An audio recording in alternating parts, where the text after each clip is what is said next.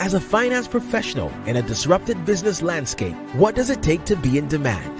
What does it take to attract great paying international roles? If you're an ICAN member, it'll just take one exam. That's all it takes to complete the globally recognized CIMA professional qualification and the internationally respected CGMA designation. As a CIMA member and a CGMA designation holder, employers will look at you as a finance professional, constantly acquiring new skills to add value to the business. That's why they'll be willing to pay premium to hire and retain you. If you have 5 years of relevant experience and are an ICAN member, you can directly sit for the final exam of the CIMA Professional Qualification, the Strategic Case Study exam. Start studying the CIMA Professional Qualification. Prepare to make an impact.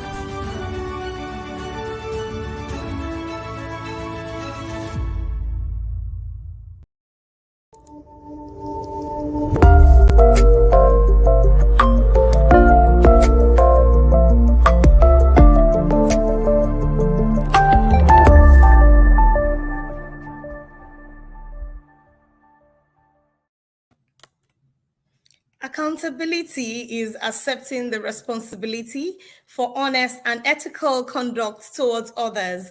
And we can also say in the corporate world, a company's accountability extends to its shareholders, its employees, the wider community, and everyone that revolves around its operation. So therefore, we will say it's the willingness to be judged on performance.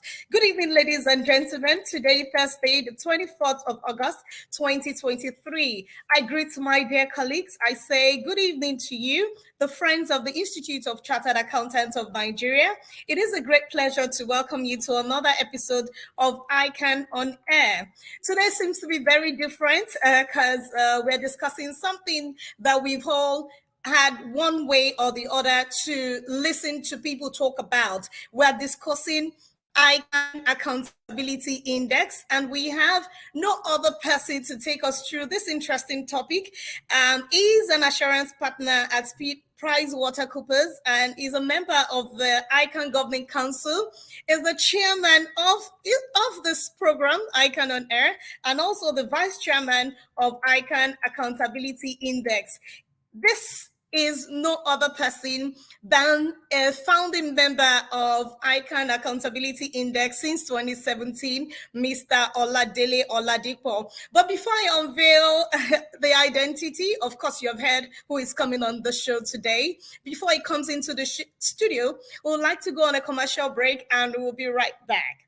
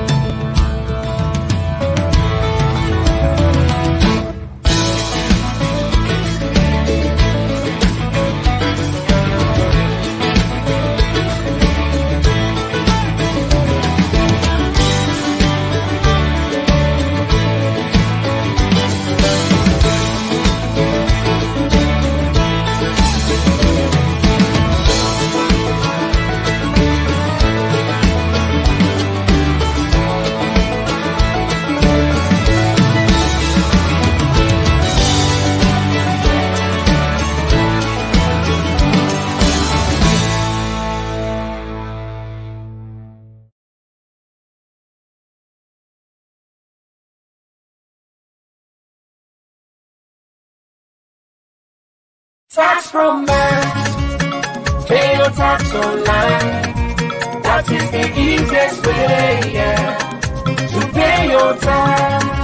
Companies income tax, value added tax, tertiary education tax, pay with tax romance, file returns when due, pay your tax correctly, and get your e-tax clearance.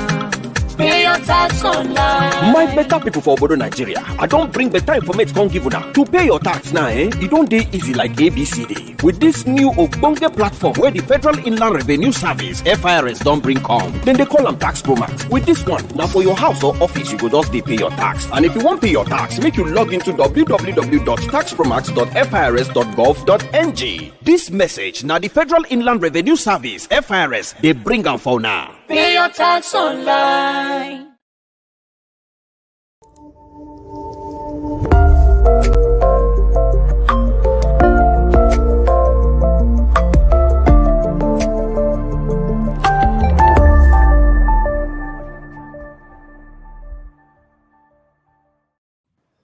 All right, you're welcome back. I mentioned before the break that we have an exciting guest in the studio today, and I'd like to take his profile while we look at him. So Oladele Oladipo, his FCA is a partner at PricewaterhouseCoopers, PwC, and has been with the firm over 22 years. He specializes on providing assurance and advisory services to entities in FMCG, manufacturing, aviation, logistics, business, and healthcare sector. He has worked in Nigeria and UK offices of PwC, 7 listed entities and multinational companies of various sizes. In addition to leading client service engagements, they leads the assurance, learning and development and quality review functions of PwC in West Africa. In his role, he has primary responsibility for identifying, developing, and nurturing clients' relationships in line with the firm's risk management policies and also on the code of ethics for professional accountants. Tele is a fellow of the Institute of Chartered Accountants of Nigeria and currently sits on its governing council. He also sits on a number of committees, including the Institute's Public Policy and Advocacy Committee and the Communications and Public Relations Committee, among others. I already mentioned that he's the chairman of the editorial committee of ICAN On Air program and is a pioneering member of the ICAN Accountability Index committee and also the vice chairman. I'll say welcome to the studio. I know you love football. I don't want to mention that, including the Formula One, which is your favorite. You're welcome to the studio, my chairman. All right, thank you, Fumi. Good evening. I'm happy to be here with you, and I'm happy to be in front of the camera for the first time in a long time. And good afternoon and good evening to all our members in Nigeria and across the globe. Thank you so much for being here. So, a number of people or members have actually heard about ICAN Accountability Index, which I would always mention as AI here. But many appears not to really understand what it's about. Can you please explain to our members and also the stakeholders and all the we have both foreign and local viewers here. Can you please explain what ICAN AI is all about? All right, thank you, Fumi. The ICAN Accountability Index, or ICAN AI as we choose to call it, is a unique scientific and evidence-based method framework developed by the Institute of Chartered Accountants of Nigeria to assess the quality of public financial management systems, or PFMs in short. Now, if you look at what ICAN is all about, right? ICAN is a professional body, but it's not just about setting exams and assessing members. It's really about making a difference. It's really about making a difference in public. And with that, ICAN has taken upon itself its public interest mandate. Now, one of the ways by which ICAN is delivering on that public interest mandate is the ICAN AI, which is a PFM methodology of assessing how the various levels of government, right, have fared in relation to the rules placed on them by various public financial management statutes. So if you think back, you have things like the Constitution of the Federal Republic, you have the various national and state budgets, you have the Fiscal Responsibility Act, you have public procurement laws and public Procurement Act, you have a lot of audit regulations at the federal level, at the state level, at the local government level. The question citizens often ask themselves is, well, if all these laws and regulations are there, how do we know that government is actually complying with them? Now, there could be anecdotal basis of people saying that, oh, we don't think the government is transparent, or we don't think the government is accountable, etc. But if you really sit down to ask yourself, how can we make this assessment based on scientific, verifiable evidence? That is where ICAN Accountability Index comes in. It is that framework that is scientific, that is evidence-based, and that shows to what extent governments have been able to, one, do the things that they are required to do under the law, and then two, make this financial information publicly available to the generality of our citizens. That is what the ICAN AI is all about, and it's a very, very significant contribution and innovation by ICAN in the sphere of public financial management. And I can say boldly, without fear of any contradiction, that no other professional institute has done anything like that in Nigeria.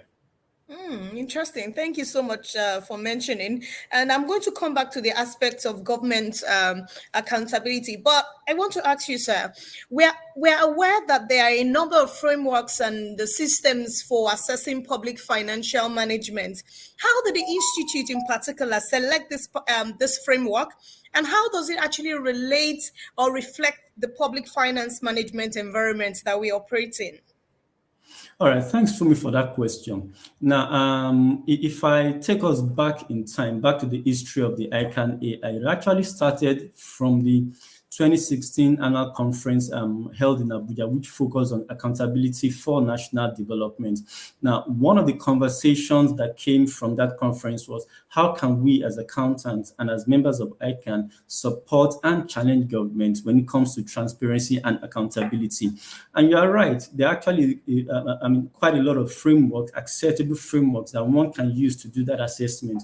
Now, I'm sure a lot of our members are aware, for example, of the Mo Ibrahim Index for Africa Governance, right, which seeks to also assess a number of African states using well-defined criteria in measuring their accountability and transparency.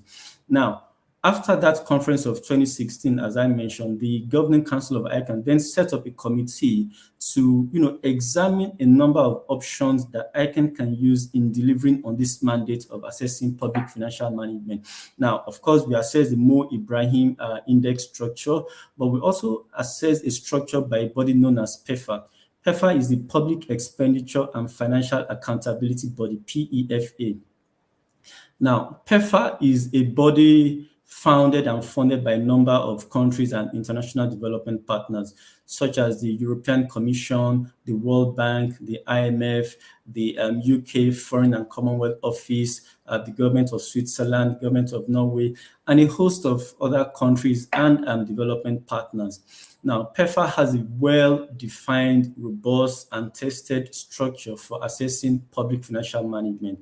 So PEFA has a 7 structure framework for assessing PFM. Now, what we have done in ICAN is to adapt that framework to the circumstances of Nigeria. So rather than the 7 pillars that PEFA is structured around, we have looked at what are the most critical and the most relevant issues to Nigeria, and we have selected 5 of those pillars.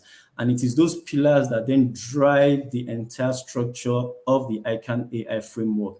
The structure is divided into pillars, indicators, and dimensions. So we have 5 pillars, we have 26 indicators, and we have 66 dimensions. I'm sure we'll go into more detail regarding the structure of the framework, but just suffice to say that we considered at the council level back in 2017 a number of options. I could remember, even at that time, I wasn't a member of the governing council, but I could remember that we attended a council retreat and a number of us members interested in this presented some options, and council ultimately adopted the PEFA framework for the ICAN AI. All right, interesting, sir. I also recall that you have mentioned some of the structures and then the pillars that link into those framework. But I want to definitely ask a question, because that's what may be running in the minds of our audience right now, to say, so when you talk about this framework that reflects the best, the global best practice, can you really tell us more about those structures of those framework that you have described here today? Okay, all right, fine. The ICAN AI framework is divided into 3 levels of assessment. That's what we call assessment. You have the pillars, the indicators, and the dimensions. The pillars are those fulcrum on which the assessment stands.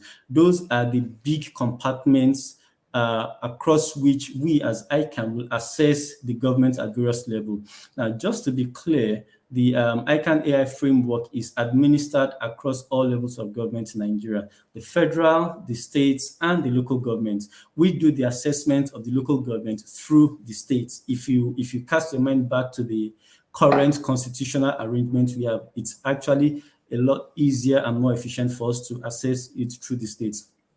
Now, coming back to the framework itself, like I said, we have adopted from PEFA, we have adopted a framework that stands on 5 pillars. And what are those 5 pillars? You have the things like the control in public finance reporting. You have budget credibility. You have management of assets and liabilities. You have the external audit and legislative scrutiny of budgets, and then also you have the revenue and expenditure in budget. Now, those are the 5 pillars upon which the framework stands. Now, underneath those 5 pillars, you then have indicators. Those indicators are the sub-areas that we then begin to evaluate. Right? So each pillar could have, say, 3 or 4 indicators that we evaluate. At the bottom of that structure, you then have the dimensions. The dimensions are really the level at which we then begin to ask questions. Now, remember, because the ICAN AI framework is evidence-based, the questions that we are asking are questions that will require the government entities to provide us with evidence. Now, people might ask, well, what sort of questions are we asking and why are we asking particular sets of questions? The questions we ask and the evidence we seek are all driven by extant public financial laws. So we're asking a question because the Constitution requires the state or federal government or local government to do it. We are asking a question because the budget requires you to do it. We are asking a question because the Public Procurement Act requires you to do it. We are asking a question because the Fiscal Responsibility Act requires you to do it. We are asking a question because the Audit Regulation requires you to do it. We are asking a question because the law requires the legislature to scrutinize the things that the executives are doing. So all our questions are tailored towards assessing requirements of the law. So once we then gather all that evidence, we then begin to assess and begin to score them. So that is the structure of the ICAN AI framework. Thank you so much, sir. So remember, this is ICAN on Air, and we want you to send your questions. So the one who owns this topic can take them on today. So we have Oladele Oladipo FCA, a member of the Governing Council, is here to answer all of our questions today. So feel free to share your questions and then we'll take them on one after the other. So, Sai, you know, ICAN has been on a different trajectory in order to be a thought leader. So how exactly does ICAN AI fit into the role of ICAN in the society at large? I mean, for me, you actually took the words right out of my mouth. I will say that ICAN is on a new trajectory. You know, I did mention earlier on that as part of our public interest mandate, we seek to bring things that, you know, solve important problems in society and things that shine the light, focus attention on the areas where we believe everybody should focus attention on. You know, over the past few years, especially since our return to democracy, there has always been a clamor for you know, greater transparency around government, and there's a clamor for, you know, accountability around government, and people keep asking the questions. For example, we see a budget, but we don't know how the money has been spent. Our government claims to have expended an amount, we don't know how it has been expended. The ICAN Accountability Index is an opportunity for them to really hold the government accountable. It's an opportunity for them to have a scientific and evidence-based process that talks about what government has done well and what government needs to do better. That is where the ICAN Accountability Index comes in. And for us in ICAN, for the past 4 years, we have been, issuing out these reports. When you talk about ICAN being on a new trajectory, this is now actually taking that engagement to the next level. Right. So it's about engaging more with policymakers, engaging more with government, engaging more with international development partners, engaging more with the media, with the academia. So there's a lot of engagement that is actually happening right now and will continue throughout the life of this ICAN Accountability Index. In all, it's about ICAN bringing all these people together and making sure that as citizens, people derive the best value from government. And it's also an opportunity to support government in itself, because when you see your assessments and you see the comparison with other states, it kind of creates a positive challenge to you. You want to do better, right? People say that what doesn't get measured doesn't get done. But once it's measured and you're assessed against your peers, everybody wants to do better. What ICAN wants to see is that change in behavior in government, is that change in behavior within government parastatals, and more transparency and more accountability. You have actually said it the way it is, because we need to begin to hold the government responsible for all their actions. And I recall during election, a lot of government agencies wanted to display all their activities, income, expenditure, and everything that the citizens need to know. But I also recall that a lot of them didn't really participate so much in the activity that ICAN set out for them, and it was a bit it didn't put them in good light. So yes, this is the time when they have to do the right thing at the right time. So clearly, this report that you're talking about is not just for the institute alone. So who else do you think are the stakeholders that should be involved in the assessment, and what are the benefits that people need to gain from doing the right thing in terms of AI? Now, to be clear for me, and to be very clear about this, the AI assessment is not geared towards or in opposition of anybody. It's an evidence-based assessment, and we say it as we see it. Now, obviously, the citizens are going to derive a lot of benefit from this, because it's an opportunity for them to hold government accountable at the federal level, at the state level, and as well as the local government. Now, but it's also an opportunity for government to know where opportunities for development occur. If you assess a government in a particular pillar or across a particular indicator, and they are not doing so well, that is an opportunity for them to address that and even improve. It also forms a very good basis, right, for onboarding government officials, for training government officials, because now people need to understand what the law requires of them. There are certain laws and regulations that exist, and a lot of governments, to be fair to them, they try as much as possible to comply with these laws within the time limits provided by the laws. What ICAN AI will do is also to shine the light on the areas where they need to do better. Now, another group of stakeholders one can think of would be development partners, right? Now, about 3-4 years ago, if some of you remember, about 3-4 years ago, we had SIFTAS that was sponsored by the World Bank, and SIFTAS again, had the objective of assessing the government, but also supporting them. Based on the assessments in SIFTAS, a number of state governments received some sort of grant from the World Bank, which was very good. However, when you look at the scope of SIFTAS versus what ICAN AI covers, the scope of ICAN AI is significantly wider than SIFTAS. It is significantly wider than SIFTAS. What that means is that for World Bank, who for now has concluded the SIFTAS assessment, they could actually leverage the work that ICAN is doing via the Accountability Index. So that is just one example of a development partner that could really, really leverage the work of ICAN AI.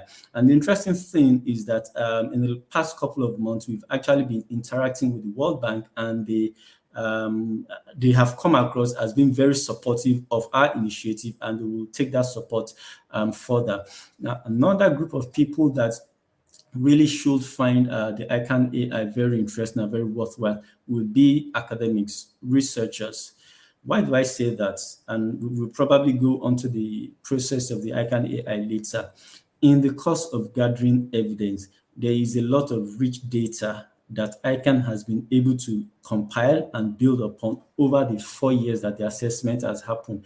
We will continue to make that data available as much as possible. And I can also use this medium to invite people, to invite researchers, to invite academics, to invite knowledge-based foundations, etc., that are interested in public financial management. You can actually approach ICAN and we can see how to collaborate with them. Look, knowledge is power. Knowledge is power. It's one thing to have the information, to have the data. It's another to be able to derive insight and positive response from it. That is what we are all about. And of course, civil society organizations as well will be interested in what ICAN AI is about. So rather than go to do your own original research, why not leverage the information that is available in ICAN? So there are a lot of positives for a wide range of interested users in the public domain regarding the work that ICAN has done. Thank you very much, sir. So I just want to recognize some of our audience that are here today. Andrew Uyembeme, we see you. Thank you so much for being here. Shusa Olu Olusoji, Kende Victor Wade. I want to also recognize Adeshola Shobande Ngozi here. Do you? So feel free to share your questions. We are very much here to take all those questions on board. My chairman, sir, I want to particularly ask you from your experience, what are some of the critical success factors that impact on the results from a state or the federal government? You have clearly mentioned the assessments that has been done, and clearly the performance shows what the states are doing, whether because they provided the information or not. So what do you think is the critical success factors that impact this result, sir? Okay, Fumi, before I tackle that question, again, let's bear something in mind, right? Now, the ICAN Accountability Index is evidence-based. What we have discovered over the years is that sometimes a lot of government agencies and MDAs do claim that certain information is available. They have complied with all the requirements of the law. However, more often than not, access to that supposedly public information is not really available, right? So there could be certain reports, there could be certain assessments, there could be certain documents that is available and that has been prepared sitting down in some government office. But if you as a citizen were to go to that government office to request a copy of that report, you may not get it. Why have I said that? I've said that because one of the things that ICAN Accountability Index assesses is the public access to public financial information. Underline those two: public access to public financial information. Why is that understanding important? It's important because that is what then drives the scoring of any particular government. What are the critical success factors? One is making the information available to us. Two is about having a framework for managing the assessment process. And three is about a commitment to transparency. If you just give me a few minutes, let me elaborate on all those things. Go ahead. Making the information available. One of the things we found out during the assessment is that the COVID pandemic era, brought us some, positive impact. If you recall, that was the era where people now started working remotely. And what that meant is that more and more information began to come online. Now, if a state or the federal government or a local government wants to score high in the ICAN Accountability Index, one of the things we do, one of the critical sources of information for us is their websites. Definitely, by the time you put anything on the website, then it becomes freely available to everybody. So for a lot of states and a lot of government MDAs, even at the federal level, that have put more and more information online, it makes it easier for ICAN to access that information and to score them. So from the comfort of my bedroom, I can sit and go to a particular website and download all the information that's available therein. One, that state or federal government's cost higher, and then two, the cost of the assessment itself is cheaper. But we all know that not all information can be available online, because part of the dimensions that the ICAN AI assesses are things related to payroll controls, for example, payroll controls, pension controls. Those will not necessarily be online. What that means is that our team then needs to go physically to those relevant government agencies to see all that information, right? So that is very key. And the ease of getting that information, even if there are some challenges or limitations on controls, impact a lot on how successful a state can be. Number two is around the structure that the state or the government agency or the local government has set up in carrying out this assessment, in supporting ICAN in carrying out this assessment. What we have found out over time is that for those states where there is a clear working group or there is a clear support group that deals with the ICAN AI, just the same way that a lot of states dealt with the World Bank sifters. If you have a structure and a commitment to the ICAN AI, and you have very senior government officials being responsible for that structure, maybe the Commissioner of Finance or the Deputy Governor or the Accountant General, once you have a senior official responsible for that, and that is part of the individual's KPI, we see a lot of positive action. Then number three, and I would probably say this is the most critical one, is to have the buy-in at the leadership level. The leadership at the federal government level, at the federal ministries, leadership at the state government, leadership at the local government. Once you have that leadership, right, once you have that leadership buy-in, then it makes it relatively easier for the ICAN assessors to gain access to that information and be able to present the results to the public, right?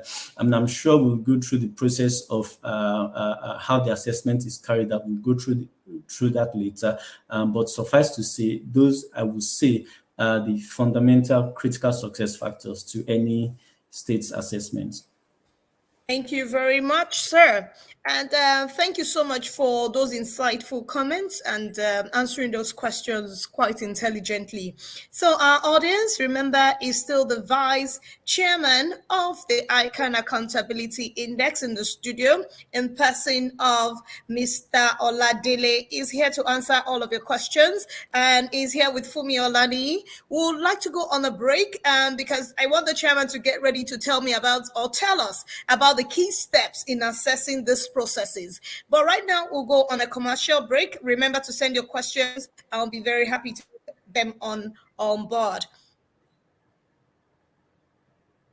Tax romance, pay your tax online. That is the easiest way, to pay your tax. Companies income tax, value added tax, tertiary education tax, pay with tax program, for returns when due, pay your tax correctly, and get your e-tax clearance. Pay your tax online. My better people for Obodo Nigeria, I don't bring better information come give una. To pay your tax now, it don't dey easy like ABCD. With this new Ogbonge platform where the Federal Inland Revenue Service, FIRS, don't bring come, then they call them Tax Promax. With this one, now for your house or office, you go just dey pay your tax. And if you want pay your tax, make you log into www.taxpromax.firs.gov.ng. This message, now the Federal Inland Revenue Service, FIRS, they bring them for now. Pay your tax online. Security is key to national development and growth. No nation can be truly economically successful without peace and stability, or when its security is threatened.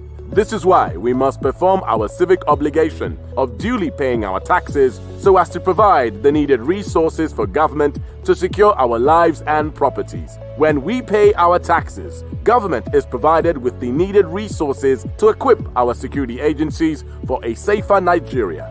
The money we pay as taxes is used to purchase equipment and hardware, invest in intelligence and other sophisticated technology, as well as cater for the welfare of all security personnel.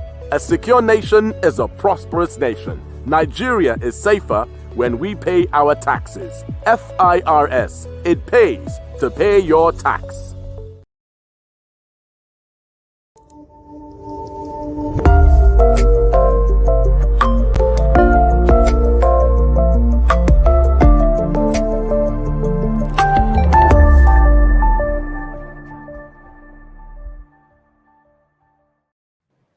You're welcome back to ICAN on Air today.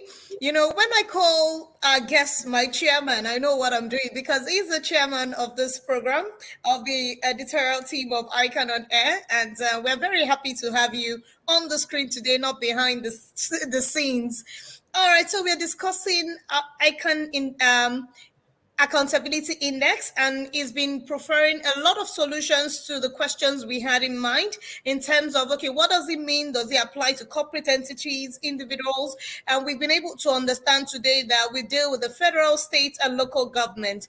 So we wait to have your questions. However, I would like to ask my chairman that I remember we, during the last public launch of 2020 and 2021 assessment report in May this year, you highlighted the key steps in the assessment process. For the benefit of our members who did not join that event, can you please spend some few minutes in explaining to us once again the process involved in the ICAN AI assessment, right from inception to publication of the reports, sir? Okay, all right, thanks, Fumi. The ICAN AI assessment process is one that's actually very robust. One of the elements of that process that is continuous throughout the process. So let's get that right. One of the things that is continuous throughout the process is the public engagement. And what do I mean by that? You know, the success of ICAN AI, and need I say, one of the challenges that we've had in the past is because there are improvement opportunities to the extent that ICAN engages with the stakeholders. So for example, and we've taken some learnings from that. So for example, we are doing better now in our own interaction with entities and officials such as the Accountant General of the Federation. We're reaching out to the Governors Forum. We are reaching out to FAC, that's the Federal Account Allocation Committee. The reason why we are doing all of that is to have the buy-in of all these stakeholders, and a lot more of them that we are reaching out to. Like I've said, we've also reached out to a number of development partners, and the president of the institute is leading that charge. Now, the reason why I said it's continuous is that during the evidence gathering phase, whenever we face challenges regarding access to information, these are the people that we fall back on, and these are the people that can push the levers of government to get that. So that interaction, that continuous interaction with all the stakeholders is very, very important, and it's something that occurs throughout the process. Now, coming back to phase one or step one and step two and step three, etc. We start the ICAN AI assessment process by review of the framework. Remember that we've spoken about the structure of the framework. We looked at the pillars, the indicators, and the dimensions. The dimensions is the lowest level of the framework at which we then ask specific questions driven by laws and regulations. What we do every time we carry out these assessments is to review those questions at the dimension level and ask ourselves, has anything changed from the last year that we need to consider? Has there been, for example, a new law or regulation that governments are mandated to comply with, and then we bring that into the assessment? We also ask ourselves, has there been any update to the PEFA framework? Remember I said that the ICAN AI was structured and adapted from the PEFA framework. Are there any updates to the PEFA framework that we need to consider and reflect locally in Nigeria? And then thirdly, we also ask ourselves, what are those things happening in our environment that we feel that it is important that people are aware of? So, after the last assessments for the 2021 year, there have been, very important developments. There's been a lot more focus on things like sustainability and ESG. There's a lot more focus on diversity and inclusion. In our context, we are looking at people living with disabilities. We are looking at the feminine gender. We are looking at children. And we're asking ourselves, are there questions around government's obligation to those at-risk groups that we then need to factor into the ICAN AI framework? So those are the kind of things we do at the review stage, at the review of the framework stage, which indeed is the first step. Now, when we've asked ourselves those questions and we've decided that, yes, it is important that we reflect those updates in the framework, we then go to the next phase. Now, that next phase is to then update our scoring platform. ICAN has invested so much in the accountability index assessment that we now have our own bespoke IT tool, which we call the Cipher. That Cipher, for a lot of our assessors and coordinators that are used to it, that Cipher is the database, is our repository for all the information we gather. Remember I said earlier on that ICAN AI is evidence-based. So if we send someone out to a particular state, right, to go and look at the audited financial statements of that state, or to look at the in-year budget report of that state, that member that has gone to do that assessment needs to bring the evidence to us, because we're not just going to sit down and take his word for it. So we need to see that evidence, and that evidence is uploaded onto a platform called Cipher, and that Cipher belongs to ICAN.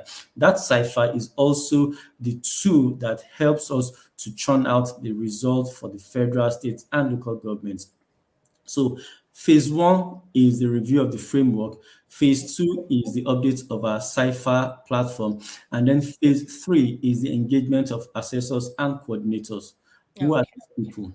These people are members of the Institute, and I will say that they are the heartbeat.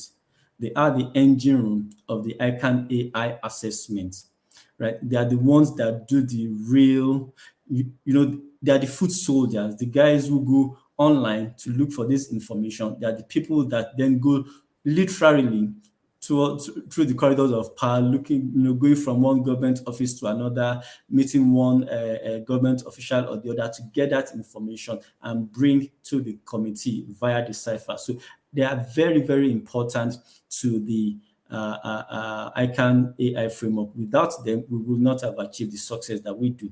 So we have assessors in every state, either 2 assessors or 3 assessors, and all of these people are members of the Institute. When the assessors do their work and they compile all the evidence they've gathered at the state level, that evidence on Cipher is now reviewed by a zonal coordinator. We've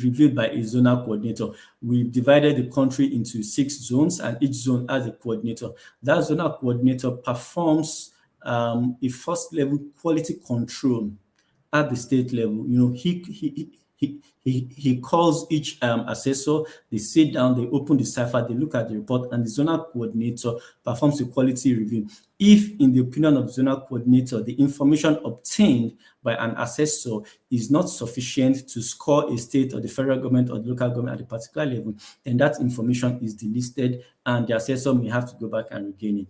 So there's a first level quality control at the zonal level, and then there's another second level quality control at the national level. That is at the level of the ICAN AI steering committee, of which I am the vice chairman. So that steering committee performs a second level quality assurance on the work that has been done. Now, in the first few years of the assessment, we also had support from IFAC. IFAC actually supported us with a certified assessor to also perform some quality control on that. We are hoping that in the next round of assessment that we are going through, we will get similar support either from IFAC or the World Bank or other bodies. Now, when all that information has been checked up to the steering committee level, we then do the scoring. The scoring is simply, pressing a button on Cipher, and Cipher brings out the report. Based on what each state has scored or the federal government has scored on a particular assessment, and the assessment have 4 levels from A to D. A is the most compliant in line with the laws and regulations. D is the least compliant. When we then run that report, it then churns out the scoring. It churns out the assessments of each state, federal, and local government level. And that report is then formalized, presented to the council. It is approved by council, and it is published. What our viewers can see on the screen, for example, is the summary of the report from the last assessment, the one we did for the 2020 and the 2021 assessment, showing the movement of some of the government entities over the last 3 years or so. So we actually have also the report for the 2021 assessment. That report is also available on the Institute's website. So in a nutshell, for me, that is the process of running the ICAN AI assessment.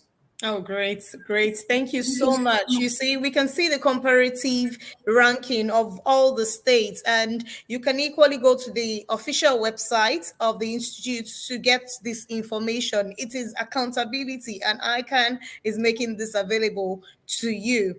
So, Chairman, I would want to also ask a question around the public. If this information, this assessment done would help to impact on our public financial management system. And I see a question from an audience. It was on the screen earlier where it says, will this help to curb corruption, I think fraud and all of that? I think I saw that on the screen earlier. Would you say this assessment will help us in curbing corruption?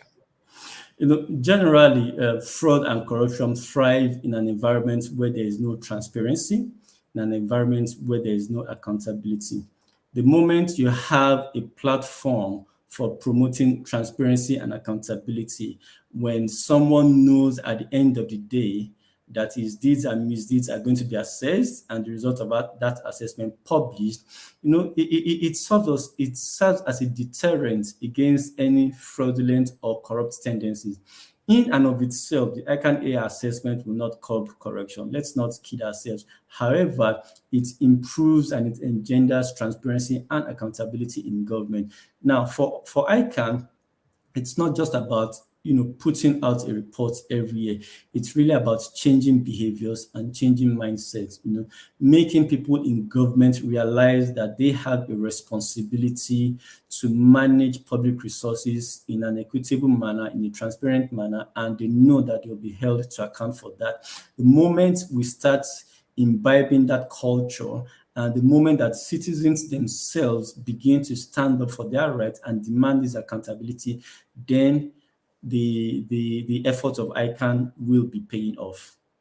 Oh, great, sir. Thank you very much for answering that question in particular, because people want to know how much this will help our governments in particular. And when you talk about the data to be deployed, for example, when you have policymakers, academic, development partners, what role will they play in this assessment process? Are they involved?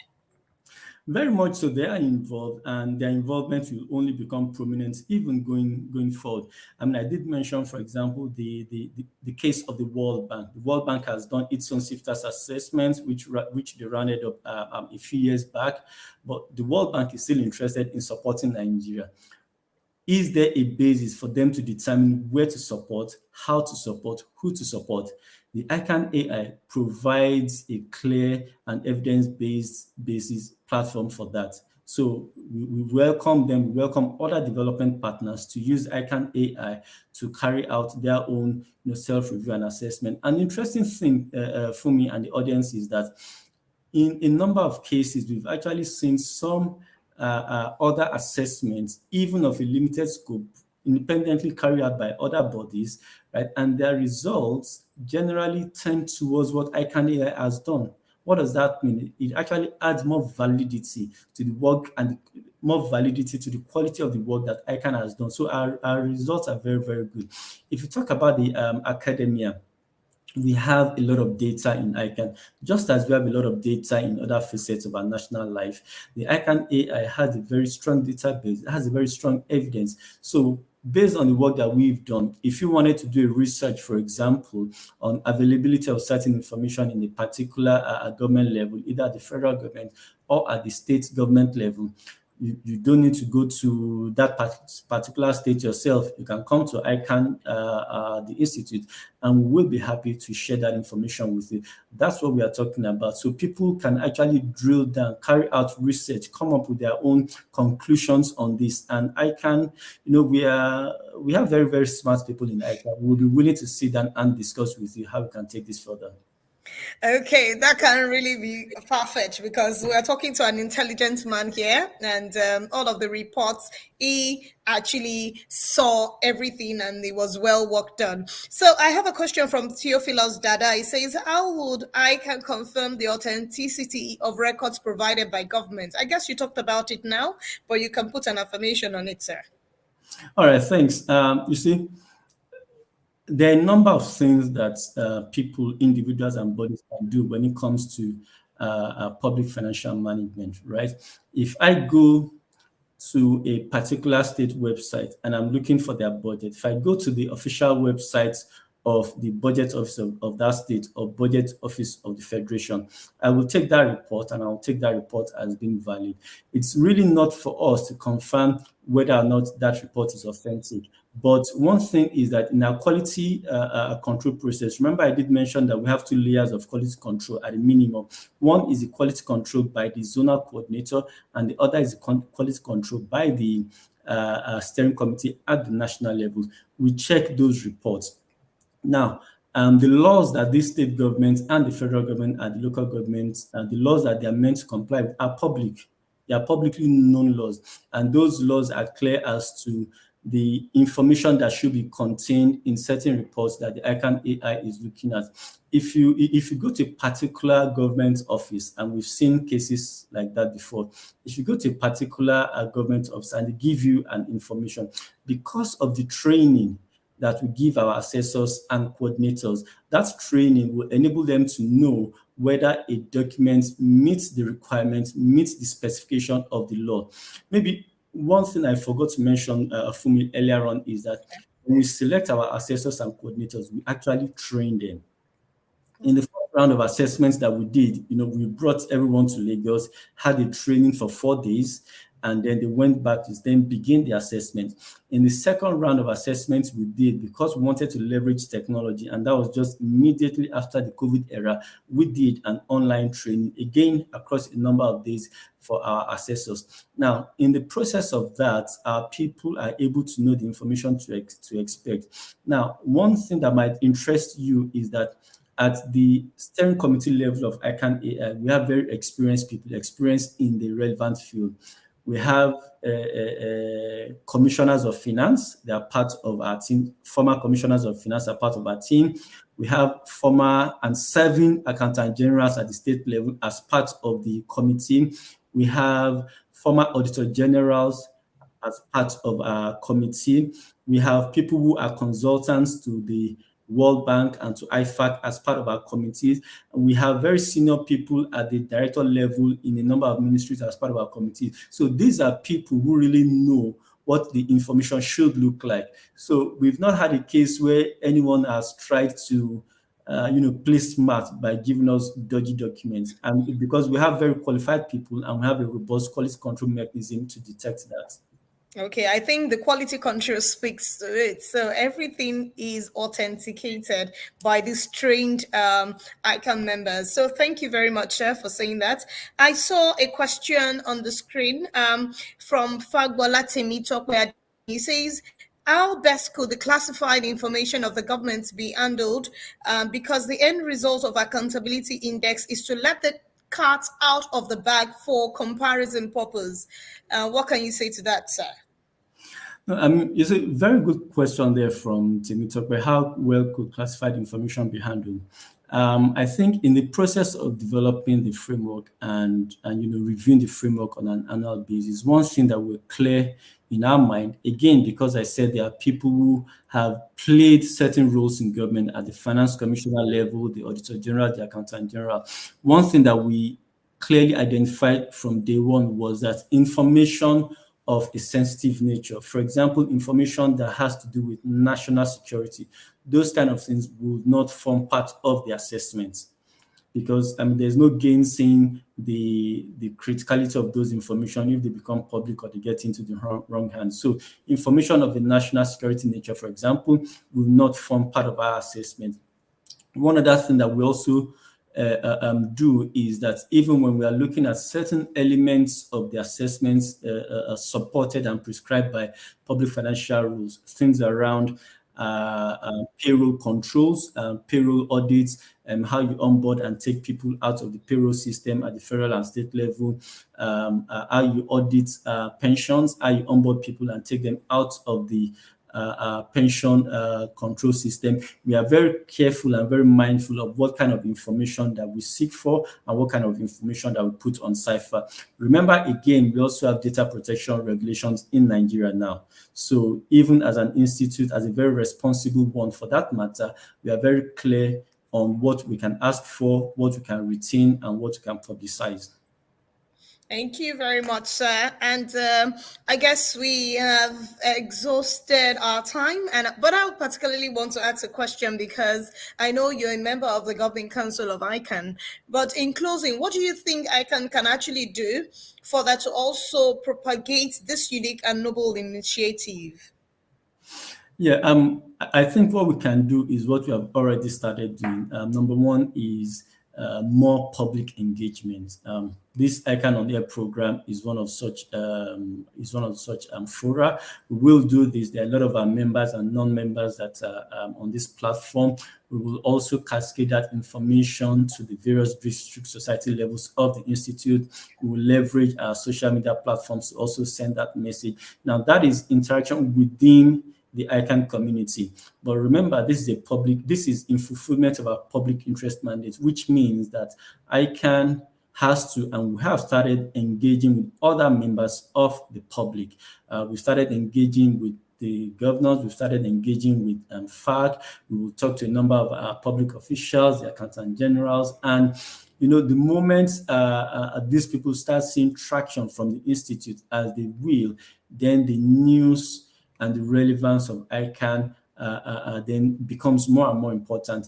Again, I will once again invite civil society organizations, I'll invite development partners to leverage the work that ICAN has done.